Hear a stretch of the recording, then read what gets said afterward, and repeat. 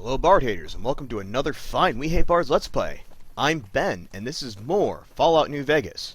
And today, we are back at Nellis to finish off something I started last time, which is, we're going to complete Volare today. And admittedly, that means that today should be a largely much less stressful day than the last time was. Or the time before that, when we had to actually get here in the first place. Because yeah, now that we're here, the most stressful part of Nellis is over. Because to be fair, the only really stressful part of this mission is just, like I said, getting here. Once you're here, all you have to do is, well, just a bunch of little side quests that are scattered around here, and none of them are particularly dangerous other than Ant Misbehavin'. And I believe only 2 of them actually take you outside of this area at all, or I suppose 3 if we want to do Jack's, and I'll probably do that, because, as I said, it's not that difficult. So you're the outsider. So the first thing we're going to do is talk to Jack. There, huh? Who, he has been stalking a cute-looking redhead girl from, somewhere else. So we could use Black Widow to kind of flirt with him a little bit, which I don't really get with this. The whole idea is that he's kind of fallen for another girl, so flirting with him seems like it would be a conflict of interest. I think that's the right phrase, conflict of interest. Either way, we're going to go with speech because, even outside of what I just mentioned, more experience this way. That must be nice. So he tells us he's been watching her through binoculars, which isn't creepy at all, because... Actually, it really isn't that creepy, because she's been watching him back. What would 2 mutual stalkers be? Would that just be Stalker Plus? Stalker Duet? Or wait, is that a thing called a relationship? I'm not certain. While we're here as well, you might as well go into some of these ammunition boxes, because as long as they don't notice you, you can get all sorts of good stuff from these crates. But before I do that, let's talk to Loyal. Pearl knows what she... Because Loyal also has a quest. Nothing too... What Loyal wants us to do is Loyal wants us to repair the solar panels on the, I believe it's the north side of the camp. And especially if you've already done Helios 1, like I have, it's incredibly simple. And as I said, as early payment for completing his quest for him, we're going to take this combat armor.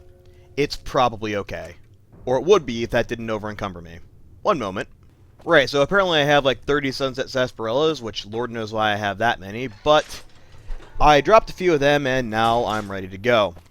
So after a quick trip back to the Gunrunners to sell a bunch of my crap and buy some more stuff that I needed, I think we're about ready to go to the Crimson Caravan and find the girl that Jack has never met, has no idea what her name even is, but somehow is deeply, deeply in love with her. And it turns out her name is Janet, and we know this because she is the only woman here with red hair. I watch all... What's he like? Yep, this is where we find out the stalking is mutual. We could be an utter monster and say that we're going after him, but no, I actually want the quest experience, so we're going to do it the right way. And yet another point where I could be an utter monster is you could just tell her right now, oh yeah, you're good to go, just walk right over there and it'll be fine. If you do that, she'll get blown up and you'll fail the quest, but it will still be funny as hell. Yeah, the other negative for doing it that way, not only will you not get experience for helping Jack find his true love, you'll also get Boomer's infamy, which I don't really... That's not going to help me right now. The other thing I wanted to do while we're out here is head back to Helios 1, because, as was mentioned earlier when I was talking to Loyal, we need to come back here to get some parts for the solar panels. So as a quick side note for this quest, you don't actually need to come to Helios 1. If you have, I believe it's a 55 repair, it's either 55 or 60 repair, you don't even need the spare parts. You can just, like, oh, I know how to fix this thing using just what's around here. Using bits of string and wood, apparently. The thing is, I don't know if I actually have 50 repair. I'm pretty sure I don't. Yeah, 45 repair. I know that's not high enough to do it. So this way is going to make things a lot quicker and easier for me. Besides, as I mentioned, it's not really that hard. All you got to do is come back to Helios 1. I mean, unless you haven't done Helios 1 yet, in which case, what the hell are you waiting for? But I have. All you have to do is go to these broken solar reflectors and salvage them. It does require a pair of 20, but that's pretty much baseline. If you do things the right way and start out with, you know, 9 intelligence like you're freaking supposed to, then you're going to have 20 repair. You're going to have, I think, 24 repair, actually. And as for finding them, they, as you can see on my compass, they're already marked. So as long as you've made the quest active, that'll show you exactly where they are. So, having collected the 7 mystical artifacts that I needed, I can now come and make the ultimate Wait a second, I think I might be thinking of the wrong game here. I meant to say, now that I've collected the 6 spare parts and become Nellis' personal repair boy, I can come back and use the salvage array. And oh, it says right there, repair 65. Which if I had comprehension and a fixing things, which I do have a fixing things, don't have comprehension though. If I had those two things, then I could theoretically use that and do it, but it's not worth it for me. It wasn't too hard to go out and freaking collect the bits of stuff that I needed. Hey Loyal, good news, I did your job for you. You know, this kind of raises an interesting point about Loyal. What exactly does he do here? Because he's supposed to be, my understanding is, the base repairman. But he doesn't repair that. He doesn't know how to repair a few other things, including a rebreather that we'll get later. Which means that a random wanderer of the wasteland can somehow pick up and use more knowledge of how to repair things than a guy who's trained his whole life to do it. I mean, I understand we're supposed to be, you know, the main character and automatically good at everything, but it seems like a sci-fi step too far for me. And Loyal flat out admits that he's going to use us if he can't figure something out, so again, use us to replace him. So he can just sit around and eat, I don't know, eat donuts all day and pretend like he's doing work and get paid for it. But either way, we're now up to liked with the boomers. And since Jack is here as well, I thought he would have gone to sleep by now, but oh, no, you're not going to sleep. Her? Oh, apparently I need to go talk to Pearl first. Oh, mother of Pearl. Oh, Pearl's still up. How is your visit? Makes my job easier. I was planning to wake her up in the middle of the night, as I have a tendency to do. For some reason, people never get angry at me, though. Okay, so we'll tell her Jack's interested in a girl. I don't know why she should care. So with a speech of 50, we can convince her that, no, you can let her come and live here, and then she'll be perfectly okay with it. So while we're out here talking to Pearl and, you know, running around the base, I figure we might as well pick up the other two quests. One of which involves waking up this sleeping dude right here, and fixing up the boomers using medicalness. I know Mother Pearl is okay. You have patients to tend to? Well, tell you what, I'll do your job too. I've stabilized. I'm already doing Loyal's job, might as well do yours. You have... I do have extensive medical knowledge. If what... I'm not sure how extensive exactly. Hold on, let me check. Okay, 65. Fairly extensive. I also have a Today's Physicians, so if I really need to, I can have a quick look in a magazine and see what fashions are hot today, and then use that knowledge to somehow fix people. So let's see what happened to this first guy. Yep, he's having a strong allergic reaction to ant venom, so we'll administer a steroid compound and reduce the swelling. That was some fine doctoring. This quest basically works exactly like the quest for Restoring Hope. Admittedly, I have a lot more medicine than I had for that, but it also requires higher medicine to actually do some of these. I think the highest is going to be, it might be 80, in which case I'll be screwed, but I don't think it is. I think the highest is only 75. Yep, perform the operation. I'm also not sure, because with the Restoring Hope, if you don't have high enough medicine, you can just pick up random or certain objects that are usually found right around the area and use those to treat people. But I don't think we can in this case. Oh, wait a second. Medicine 40. I thought it was 50, 60, 70. Apparently it's only 40, 50, 60, which means that we can actually treat this. Alright, so that was easier than I thought. Said it before, outsider. I'll tell him that we finished doing his job. Oh, he'll give us free making... medical supplies because we've helped him. Oh. I lied. He'll just sell us stuff. That's not really the same as giving us stuff. Here's an interesting question. Why is a doctor who's in charge of medical supplies selling a frag grenade? Just one. A single frag grenade in his inventory and a sledgehammer. What the hell kind of surgery are you doing, dude? Well, whatever. We've got a bunch more stim packs now, so that was totally worth it. So I've now officially completed the quest Volare, because all you need to do to actually complete it, or to unlock another quest anyway, is to get your reputation up to idolize with the boomers. The problem is I wasn't quite done with it yet. There was one more person I need to find. So now I have to find what's-her-name all by myself without any sort of map help. She'll still be around, I can still do the quest, but it just means I'm going to have to use my eyes rather than the compass marker. Well, this is where she normally hangs out, and she's not here right now. So either she went home and went to bed, or she's over by the gate. Yep, really starting to wish I didn't complete Volare already. This is kind of a nuisance. Ah, there's Raquel. Apparently she's in the women's barracks because she needs to go to sleep. Oh, no, don't actually go to sleep. Okay, so we'll ask her about a bug problem. She tells us that there's ants in the bunker. She'll also tell us to be careful because they've consumed a shit ton of gunpowder. Really? So we and she's not lying. If you go down there and try to shoot the ants with like a flamethrower or a laser weapon or anything like that, they'll explode. And it does quite a lot of damage if you're close. Now granted, the flip side to that whole thing is I don't think I even have a fire weapon or a laser weapon. Technically I have that Gatling laser, but it's in my stash back at the Lucky 38.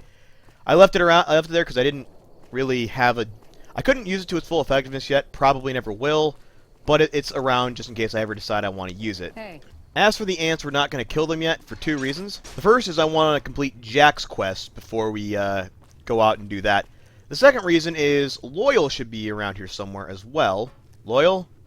Loyal? Loyal! Why does everyone have to be sleeping at nighttime? And the worst part of this is, if I wasn't doing this on hardcore mode, I could literally just sit here and wait for 8 hours and not do anything, and I'd be fine. But since I'm playing on hardcore, it means if I do that, I'm going to accrue a ton of dehydration, starvation, and a little bit of sleep deprivation. So, probably don't want to do that.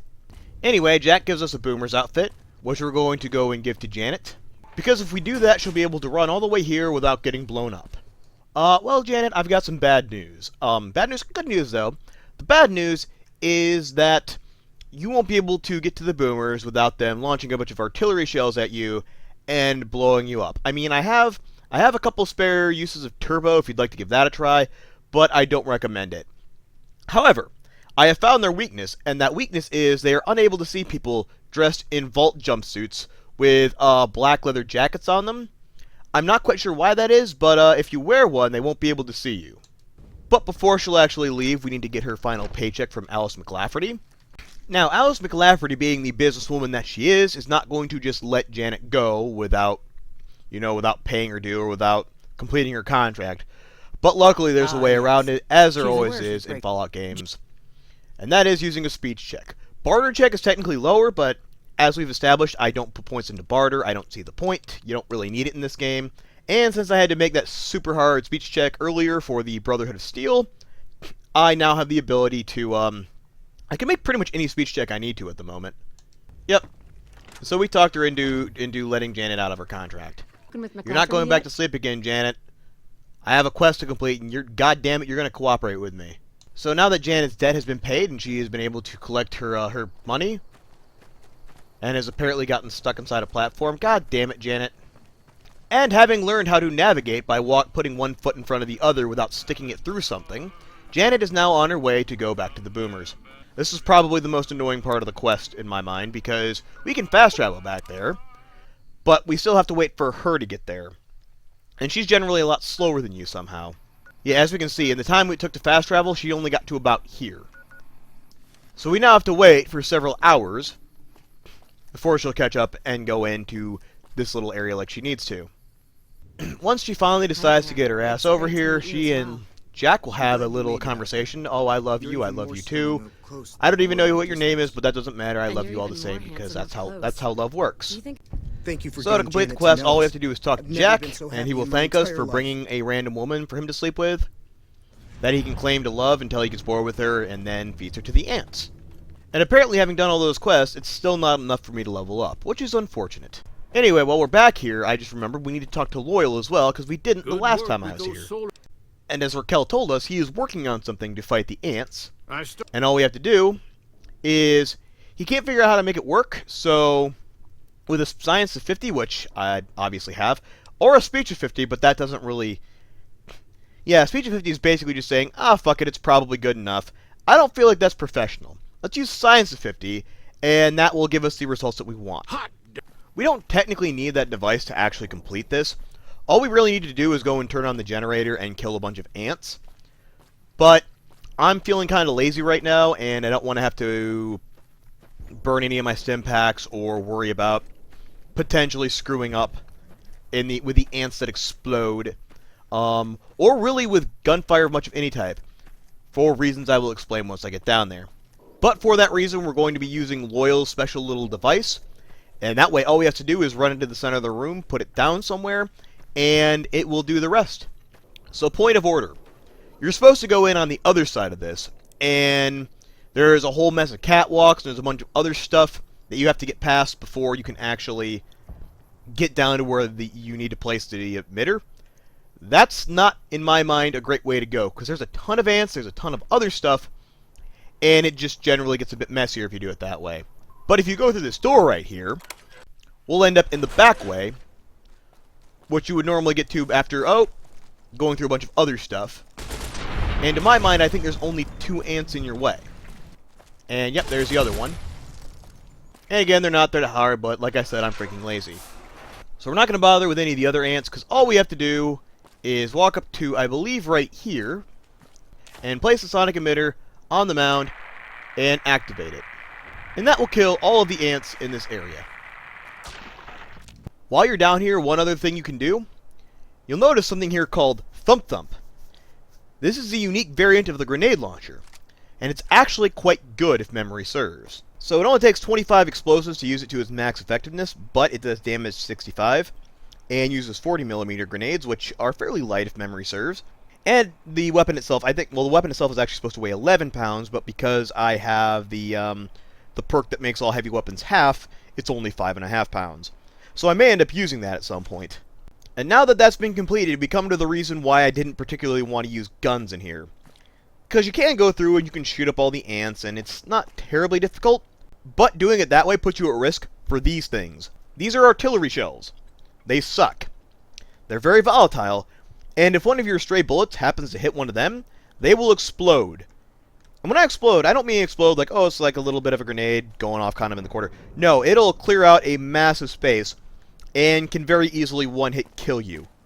I'm used to doing it and not triggering that, but just on the off chance that something stupid happened, I didn't want to get screwed over by it.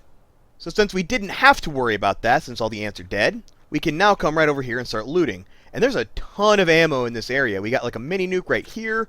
We got some 40mm grenades right here. There's some 50mm ammo around somewhere, or 5mm right here.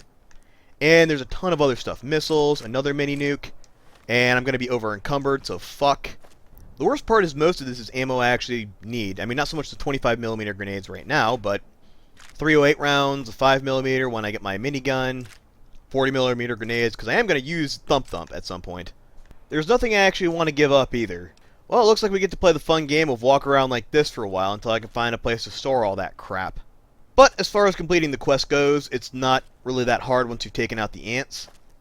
All we have to do is turn on all 3 generators, 2 of which are right here.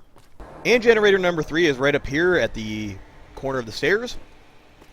So with that, the quest is basically completed. All we have to do now is go back and talk to Raquel, and tell her, yep, we fixed your problem, we did your job too. Also, when you're leaving, make sure to come back in through the front entrance, because the ants will now be dead, and there's a couple decent weapons here that would have over-encumbered me, except I was already over-encumbered, so fuck it, I might as well carry those too.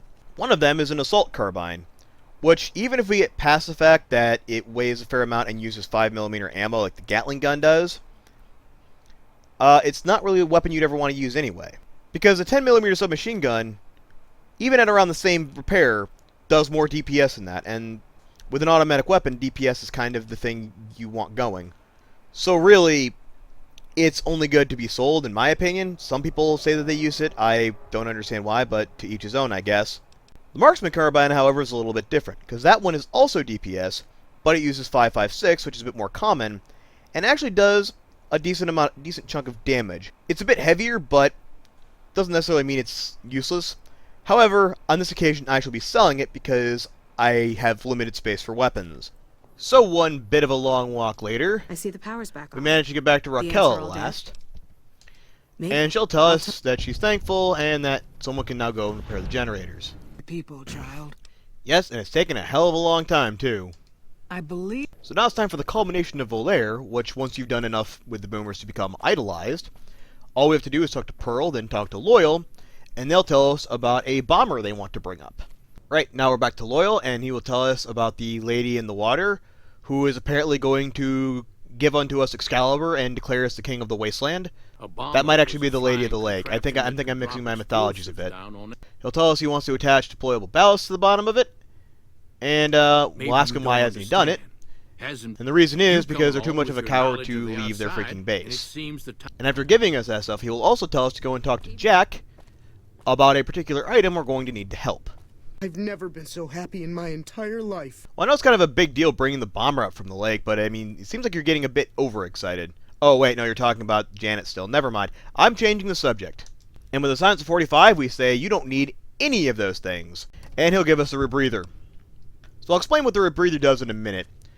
But in the meantime, I now need to go all the way back to New Vegas proper, due to my dogged, stubborn determination, and wanting to sell all the crap that I've picked up, and not dropping any of it for the risk of losing it. So what I'm going to do is I'm going to cut it right here, and when you guys next see me, I will be at Lake Mead with the rebreather ready to go underwater. And welcome back, ladies and gentlemen. What has been a matter of seconds for you has been over an hour for me of slowly walking all the way back to New Vegas, selling the crap I didn't need, storing the crap that I kind of wanted but had no use for right now, and now I'm here at Lake Mead. Managed to order a pizza, and it got delivered in the time it took to get there. Got caught up on my taxes, got some reading done, so it was kind of some nice me time, admittedly. But now that we've managed to get that pain in the ass taken care of, we are here at Lake Mead to complete the next part of the quest. And before we can go any further, there should be some lake lurks up here, if I'm not mistaken. Ah, yep, there they are. One down.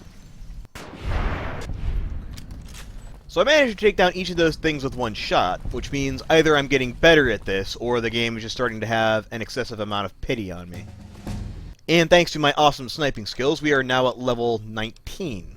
I still need to get my chainsaw skill up, so that's going to go into melee weapons. The rest of the points are all going to go into science, because I need to get science up at... Science and lockpick both need to go up to about 100 here pretty quick. So the lake lurks are dead, again, thanks to my awesome sniping skills. But if you were the type of person who was just a normal peon and wasn't able to use a sniper rifle in the awesome way that I do, one of your other options is just run past them and jump into the lake.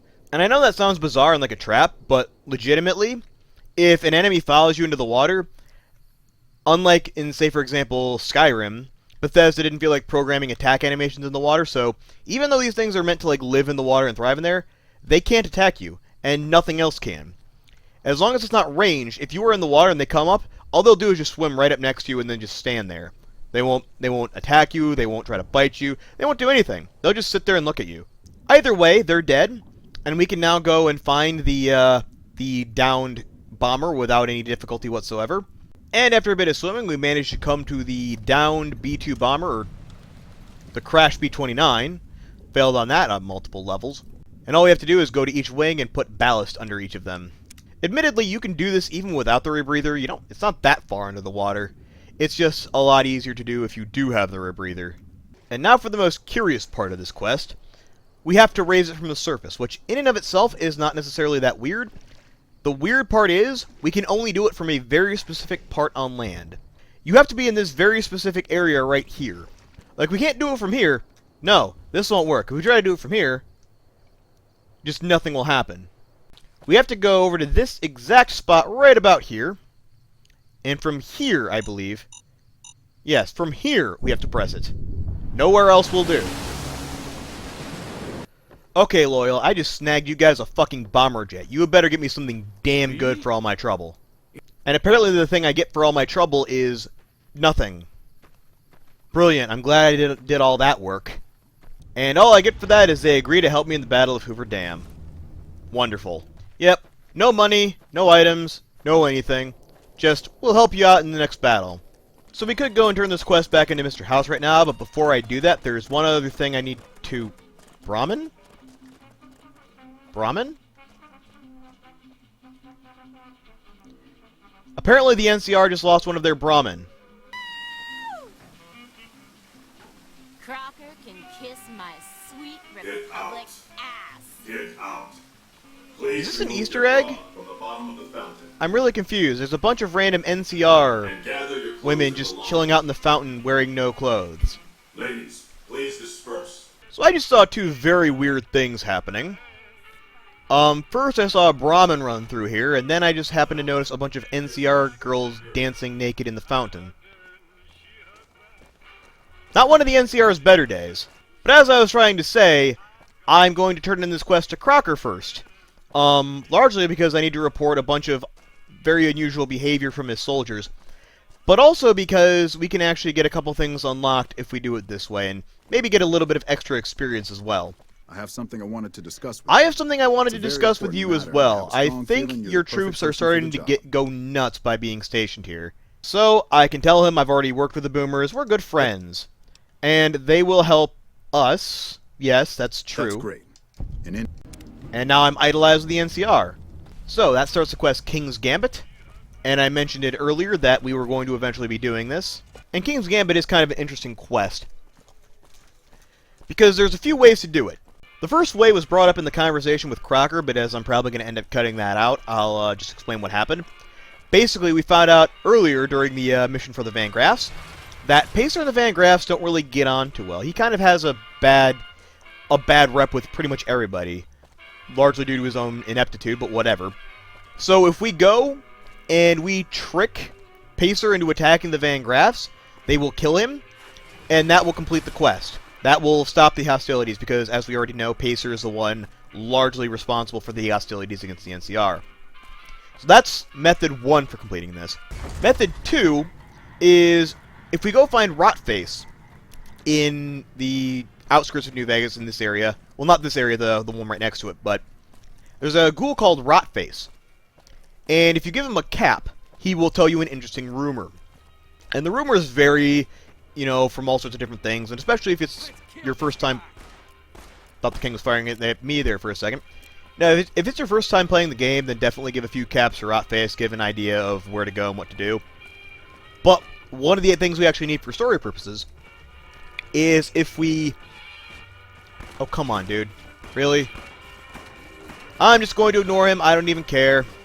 Right, so after I've been so rudely interrupted twice, as I was saying, if we give enough caps to Rotface, eventually one of the tips he'll give you is that Pacer has a heart condition, and that he uses, I think it's Jet, to keep that heart condition in check. It'll keep it, his heart in good condition or something. But if we replace the Jet with Psycho, it will cause him to have a heart attack and die. So that's an option, and actually I think Pacer's room is right here. Yeah. It won't be here now, but if we had talked to Rotface, there'd be a container of Jet here.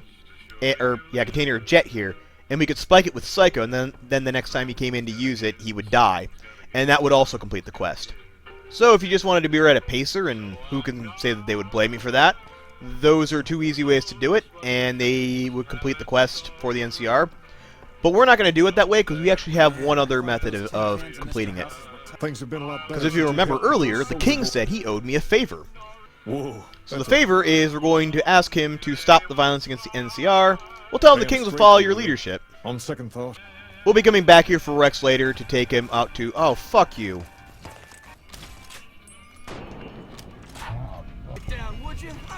Wait a second. Silver Rush Crier? Why did you want me dead? Is the Silver Rush pissed at me? Yep, apparently the Silver Rush is angry at me. Oh, shit.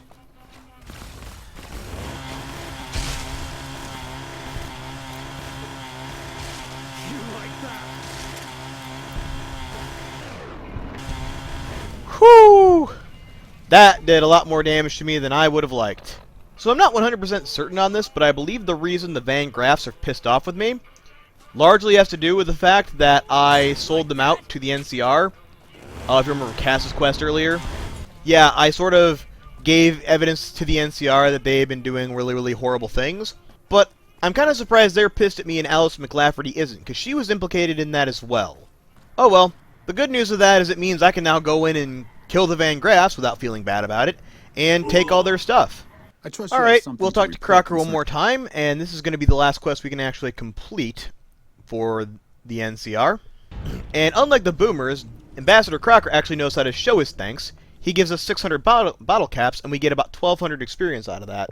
And now, apparently one of the colonels, or one of the high officers in charge of leading, defending Hoomer Dam and getting ready to lead the charge against the Legion, she wants to speak to us.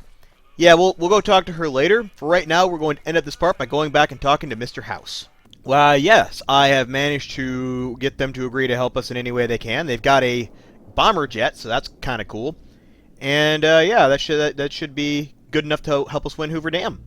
And we get 225 experience for that, and activates. Well, that completes the House Always Wins Part 3. Now we're on to the House Always Wins Part 4, which, as I suspected, was going and dealing with Gamora. We'll tell them we'll check into the Omertas, and we will indeed. That will start how little we know. So any second now, we should get a couple new quests added. First of all, the House Always Wins Part 4, but that should also trigger Don't Tread on the Bear and the Wrath of Caesar. I was wrong. Beware the Wrath of Caesar. So, yep, that is your warning that continuing down this route will piss off the NCR and the Legion. And if you continue to do so, inevitably you will be unable to complete either of their quests. Okay, with the Legion we're only accepted. The idea I wanted was, I wanted it to be idolized, or at least liked. Because I think if you're at least liked, and it goes to vilified as... Well, it won't go to vilify, because as I explained, karma or reputation works on a sliding scale. So if I were at Tier 3 approval and Tier 4 disapproval, it would prevent them from sending Legion hit squads at me. Now they're going to be sending Legion hit squads at me. But all of that are things I'm going to deal with next time. Like I said, I'm going to go and take care of the Gamoras, which will complete this and lock off the NCR and Legion from me. I will do a few other bits and bobs that I've been putting off, specifically turning in some of the quests, and we'll kind of go from there. We'll see what else kind of catches my eye. One last thing as well. In between here and then, I'm going to be going back to the Van Graffs and looting them retarded. So I will tell what the results of that venture were next time. But as I was saying, thanks as always for watching, guys. I was Ben, and this was Fallout New Vegas Hardcore Permadeath. See you next time, everyone.